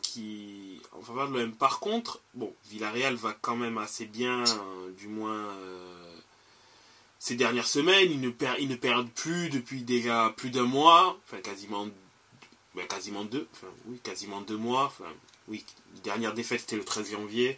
Donc c'était un championnat contre Las Palmas, mais après ça, il n'y avait plus de défaites. Là où les deux sont sur des dynamiques globalement positives. Je pense, je mettrai un 50-50. Je pense qu'il y aura des buts des deux côtés. Ça va être quand même un match assez ouvert. Je pense qu'il y aura quand même des buts des deux côtés. Te dire qui va gagner, franchement, je ne sais pas. Je saurais pas dire. C'est vraiment du 50-50, je pense, pour ce match-là. Là où je pense que Lille va plutôt faire match nul, parce que le match n'est pas chez eux. Il me semble que le match n'est pas chez eux. C'est à... Et en Autriche. C'est ça, c'est en Autriche. Je les vois éventuellement faire un vieux match nul, éventuellement un match nul, et après assurer à domicile. Bon, le PSG, je les vois également gagner. Par contre, je ne sais pas pourquoi, mais je vois la Lazio réussir à se qualifier contre le Bayern. Comme j'ai dit, je les aime pas, et s'ils pouvaient être éliminés, ça me ferait ni chaud ni froid. Mais je sais pas pourquoi, je sens que la Lazio va plonger le Bayern La crise. dans la super crise du coup, puisque bon, le Bayern est quand même un petit peu en crise hein, de résultats, mais je pense que là, ça Non, va. je suis dans le même avec toi dans le sens où je déteste la Lazio aussi, hein, mais pour peut-être pas pour la même raison, mais je les déteste aussi. Et j'espère quand même voir le Bayern s'imposer, et pas seulement parce que je serai devant eux. Après, je vais voir il faudra voir combien de joueurs seront indisponibles pour ce. Ok, Gnabry et Sané sont encore incertains. Je me demande s'ils seront là ou pas, parce que c'est vrai que s'ils sont pas là, déjà, ça limite les forces offensives. Ah, mais après, ça fait Moussiala-Tel quand même titulaire, donc c'est pas mal non plus. C'est ça. Mais ça limite du moins les choix c'est surtout sur le banc en fait. Moussiala-Tel et Thomas Müller. Thomas Müller, c'est ça. C'est juste que c'est sur le banc où là, il y aurait moins de. Ben, il y aurait même quasiment pas, à part Choupo-Moting, il y a quasiment pas de cartouches, je dirais, devant. Donc, et c'est vrai que la liste des blessés est quand même ouais, elle est gigantesque. grande. Ouais, elle est clairement gigantesque. Pas de Sané, pas de Coman, pas de Upamecano, pas de Mazraoui, peut-être pas de Gnabry, pas de Bounassar, pas de Sacha Boé. Après, ou pas, c'est rouge, hein, parce qu'il a pris rouge à l'aller. Hein. Upamecano, oui, c'est suspendu. D'où le fait qu'il ne soit pas là. Mais les autres, c'est tous du blessé. Ouais. Ouais, ça va être, ouais, ça peut être à voir ce que ça va donner, hein, mais c'est vrai que je sais pas pourquoi je sens que la Lazio va réussir à le faire et bon voilà. Ben, après d'un côté, ça... on sera les chats noirs, on sera les chats noirs de l'Allianz Arena et puis c'est tout. Alexis, si tu nous écoutes. Voilà. Exactement. Si bon, moi, à part cela, pour l'instant, du moins, je n'ai pas d'autres éléments. Bien évidemment, s'il se passe quoi que ce soit au niveau de la soirée européenne, ben, on sait que par exemple, vous serez à Munich pour voir le match, donc On y sera. on aura votre retour. On part demain matin à décollage d'ici à 4h du matin. Donc, dans tous les cas. On va peut-être essayer de faire un petit vlog, un machin, quelque chose comme ça. Exactement. Histoire de faire quelque chose de sympa. Il sera peut-être un peu plus petit que la dernière fois, mais on fera quelque chose quand même. On espère avoir les meilleures images et que, du moins, vous en ayez pour votre argent et pour vos yeux aussi. Hein, puisque, bon, le but est quand même d'avoir un beau match à voir aussi. Exactement. Voilà. Une belle expérience footballistique. Exactement. Yes. Donc, si de votre côté, il n'y a plus d'éléments à indiquer concernant cette dernière semaine de foot, ce que l'on peut faire, moi non plus, c'est de vous souhaiter de passer une agréable fin de journée et du coup, bon voyage à Munich, hein, amis. Merci bien. Et donc, on se retrouve en fin de semaine, ce dimanche, pour encore une fois parler de ce qui s'est passé durant cette semaine de match. On se retrouve ce week-end, mon cher Cyrus. Je te souhaite, ainsi qu'à tous nos auditeurs et auditrices, une excellente soirée. Excellente fin de soirée à tous. Et à dimanche. Bientôt. À dimanche. Ciao.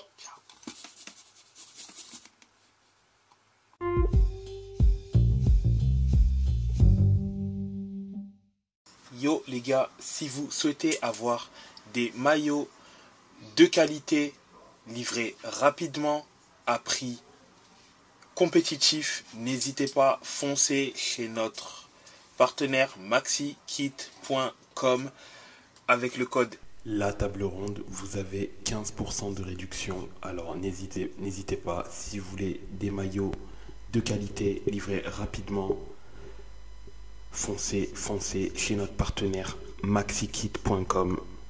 Code promo La Table Ronde, tout attaché en minuscule. Et si ça ne fonctionne pas, essayez bien en majuscule également. See you next time and peace.